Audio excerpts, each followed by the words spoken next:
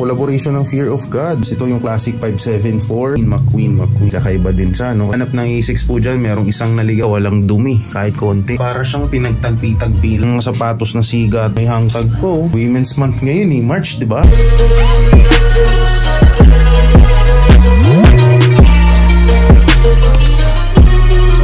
March 22 new arrival po tayo. Mabilisang pasilip na naman kung ano po mga dumating ngayong araw. De La Soul yan, no? Atras tayo ng konti. Ayan. So ito po yung mga dating stock natin, yung mga natera natin last week. Yan, magagandang kalidad pa rin po yan, ha? Mga skate high, mga animal print na Vans and Converse. Iba nga, may mga tagbay. Pero sa sako po yung galing, ha? So ito po yung mga bagong arrivals natin. Tignan nyo pong maigi, baka nandyan yung pwedeng matipuhan nyo. Nanonood kayo ng live o pupunta kayo dito sa store personal. O yan po yung maladatdan nyo bukas. Wala masyadong malakasan dito ng mga J1 natin o yung mga Sakay, Dunk, SB. Wala po tayong ganun ngayon. Wala rin tayong masyadong basketball shoes. Pero next week, babawi po tayo sa mga basketball shoes. Dumating na yung mga basketball shoes natin na malalakas.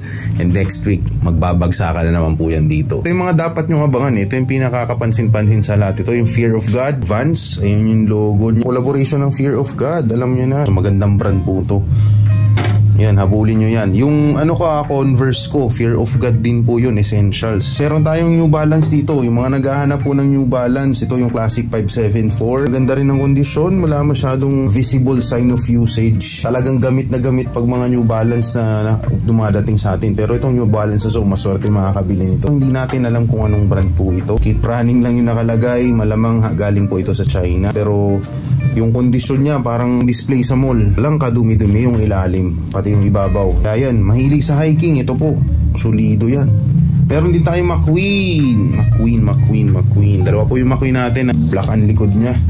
Sa liner niya black. Meron ding isa pang New Balance dito. Kakaiba din siya, no? Kasi ito yung may ano dyan sa likod, yung parang may taco sa likod pero kulay black. Yung nag-extend, yung outsole niya na black hanggang likod, hanggang umabot na sa liner. Meron din tayong naligaw na Jordan. Ito, J1 Shadow. Tapos meron ding A6. Yung mga naghahanap ng A6 po dyan, merong isang naligaw dito. May konting signs of usage lang pero okay pa naman lahat. Pwede pang magamit. Meron ding naligaw na J4. So medyo maliit lang po yata to, isang tinginan parang size 7 or 6 lang. Pero maganda rin ang kondisyon ng J4 na yan, hindi putol yung mga sabitan ng sintas. Meron din tayong mga skate high. Tapos ito, kakaiba dong Superstar na to.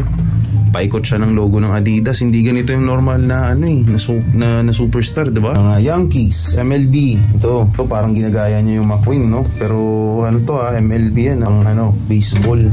Meron tayong Monarch. Yan, may mga naghahanap din po niya. Meron pala naligaw na Zion Williamson dito. Hindi na maganda yung kondisyon nito. Medyo kita na po yung mga signs of usage niya. Pero kahit pa paano, Zion Williamson din po to. Kung kaya niyong paraanan yung mga minor issues niya, laban na to. Maganda pa rin panlaro.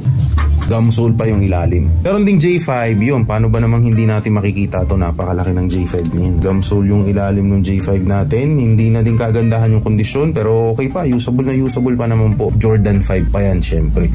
Tapos yun, may 1-star para tayo na Converse dito. Ganda ng kondisyon ito. Bagong-bago tignan. Isang tingin lang. Alam mo, bago po talaga. Walang dumi. Kahit konti. Para siyang pinagtagpi-tagpi lang ng Vans. Tapos yun, may pagka sakay yung atake niya. Yung sakay na isa, yung high.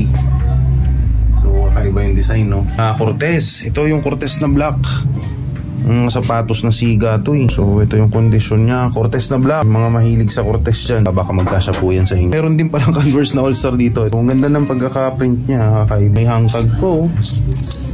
So marami pong pambabaeng maganda ngayon, kahit ito mga maliliit na to. Kasi Women's Month ngayon eh, March, diba? So dapat mga pambabae natin kahit paano lakasan din natin para makapili rin sila ng mga sapatos na babagay at magpapasaya sa kanila. So yan lang po, maraming salamat sa panonood. Magla-live din po kami mamayang alas 6 ng gabi ngayong araw, Sabado. Thank you.